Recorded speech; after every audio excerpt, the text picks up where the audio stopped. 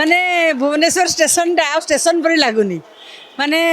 आमे तो बहुत दिन पर आसिलु अवश्य स्टेशन को किंतु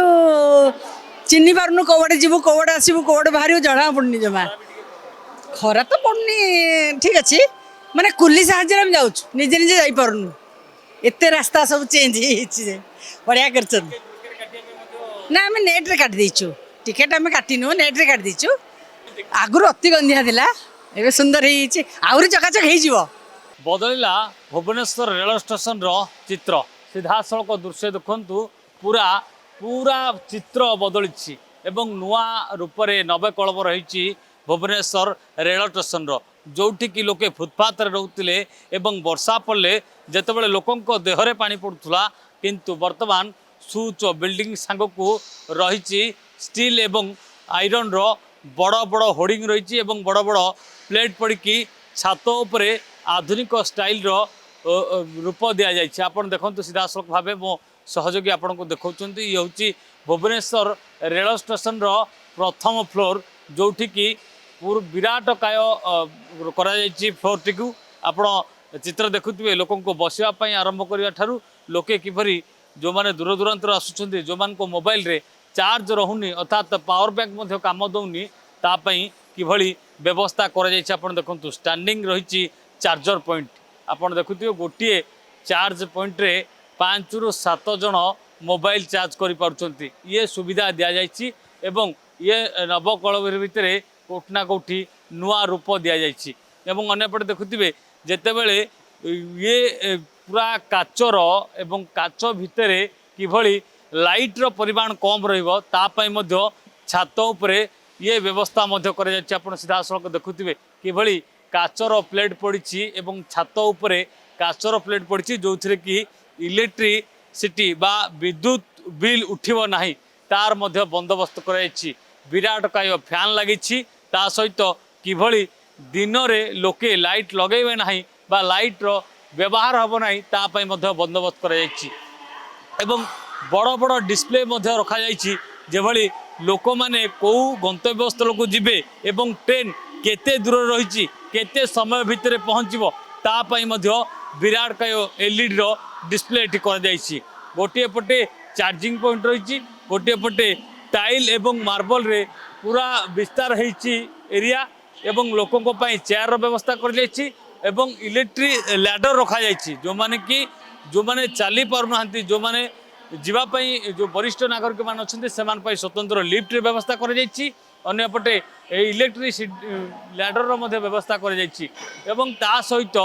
जदि देखा जो माने लोक दूर दूरांतर आसुच्च विश्राम करने जो माने गरम रे हंतसंत ही आसुले से बंदोबस्त कर ये स्वतंत्र व्यवस्था भितर कोठा कोठी ये जो कहुला जे केबे नुआ रूप आसो से रूप आ किछि दिन भितर शेष होगापी जाऊँगी अर्थात नुआ रूप समस्ते देखिए एबे भी प्रस्तुति कार्य चली शेष पर्यायर पहुँचापी जाऊँगी जोठी कि लोके एबे भी काम कर ट्रेन जो ट्रेन गुड़िक प्लाटफर्म रोला अर्थात रेल लाइन रोला से लाइन अच्छे किंतु गोटे छात तले ट्रेन गुड़िक लंबा लाइन रोचे अर्थात लोके लोके माने आउ खरा को जीवा पड़ो ना अर्थात जितेबाला ट्रेन आसूला से कोठना कोठी प्लाटफर्म रे अस्थायी प्लाटफर्म ठिया होते किंतु वर्तमान गोटे छात तले बा स्थायी भाव में जितेबाला समस्ते ठिया हे एवं ट्रेन पूरा छात को लगिकी रपर जा लोके जा आस करेंगे तेणुक कौन परिवार समय माने जो दुर्घटना घटुला ताहा रोका जाई परिबो बोली ये बंदोबस्त कर एठी ता ऊपर फ्लोर आप देखु प्रति फ्लोर रे कैमरा लगी पूरा सीसीटीवी कैमरा लगी राउंडिंग कैमरा लगी स्टैंडिंग कैमरा लगी वाल कैमरा लगी चतुर्पार्श्व को पूरा कैमरा रे सुसज्जित कर